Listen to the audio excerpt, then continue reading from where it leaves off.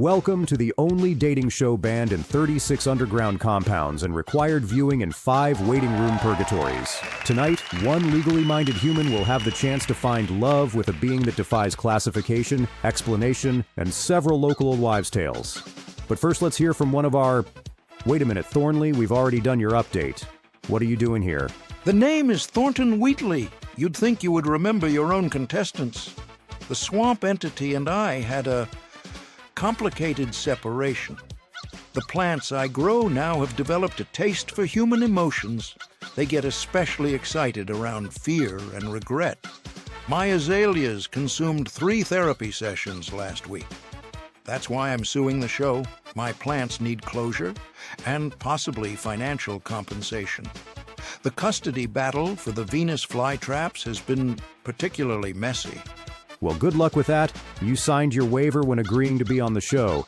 So, maybe go bother someone else. I have enough to deal with before your petty grievances. Welcome to the Cryptid dating game. Welcome back to the Cryptid dating game, where legal precedent takes a backseat to unprecedented attraction. I'm your host, Damien Lovejoy, and today we're helping one of the most fascinating paralegals I've ever met find their perfect cryptid companion. Please welcome Paralegal Patty. Pleasure to be here, Damien. I specialize in interdimensional tort law. After representing 17 clients who dated cryptids, I figured, why not see what the fuss is about myself? Plus, I've already drafted my own liability waivers. Excellent preparation. Remember, the goal is to pick your perfect cryptid companion based solely on their answers. No peeking and no advance filings. And remember, what happens on Cryptid Dating Game is absolutely going on your permanent record. Let's meet our bachelors. Bachelor number 1 is a Contract Wraith, a being composed entirely of fine print and binding clauses. He exists in the space between agreements and has witnessed every deal ever made. His hobbies include notarizing astral projections and finding loopholes in cosmic law. Bachelor number 2 is a Precedent Shifter, an entity that can alter the past outcomes of similar situations. Originally from the courts of Dimension JD 247, he was banished for making too many landmark decisions. Retroactively, his favorite food is whatever was established as his favorite in previous timelines. Bachelor number 3 is a Corpus Delicti, a physical manifestation of evidence from unsolved cases. He has absorbed the memories of every witness statement ever given and can recall any precedent from any court system in 17 dimensions. His body is partially composed of judicial robes and forgotten evidence. Patty, you may begin your cross-examination. Bachelor number 1. In the case of a relationship dissolution, what legal protections would you offer me against interdimensional anomalies resulting from our courtship? My dear, our union would be protected by a 17-page relationship agreement with 43 subsections, each specifying protections against anomalies ranging from temporal displacement to existential erasure. I've already drafted our prenuptial agreement with contingencies for transformation, possession, and memory alteration. All rights to your original form would be held in escrow naturally.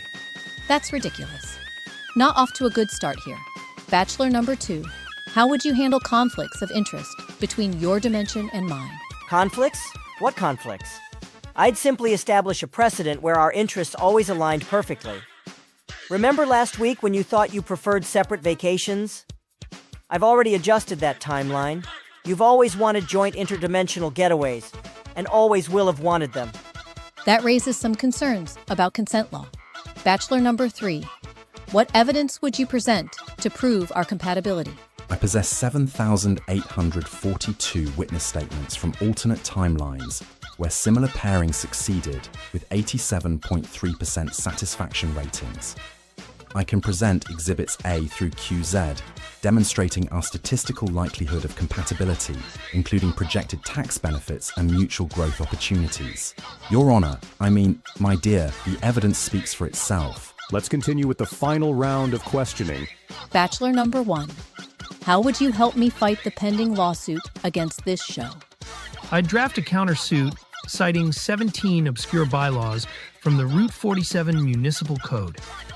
Did you know there's a subsection that explicitly prohibits plants from giving testimony unless they've been properly notarized by a licensed botanical stenographer? Also, I'll submit that doctor. Wheatley received exactly what the fine print promised, a life-changing date with unknown side effects. Interesting strategy. Bachelor number 2. Same question. Why fight when we can rewrite? I'll simply alter the precedent of the case. I've already begun shifting reality so that instead of Dr. Wheatley suing the show, he's actually here to thank Damien for introducing him to his plant life partner. That's definitely questionable legal practice. Bachelor number 3. Your approach?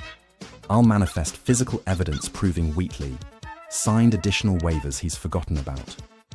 Plus, I have sworn affidavits from 16 previous contestants who experienced similar transformations and are now living their best lives as partial plant fungi mineral hybrids. It's true. Look at me. I'm fine, mostly. I also have dirt on the judge.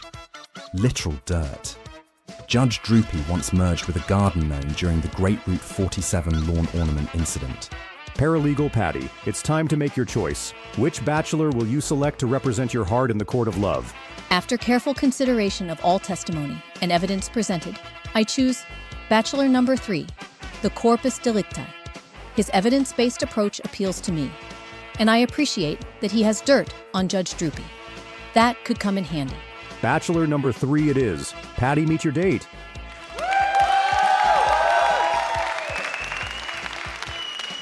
I believe this will be a mutually beneficial arrangement. The evidence suggested we would be 94.2% compatible. I look forward to filing our joint tax returns. Well, there you have it, folks. Next week, we'll have a mysterious special guest whose identity we're keeping under wraps. Let's just say there's someone who's been watching from the shadows. Will they choose the memory collector, the identity shifter, or the echo chamber? Remember, on Cryptid Dating Game, love knows no bounds, physical, metaphysical, or subject to pending legislation. Good night, everybody.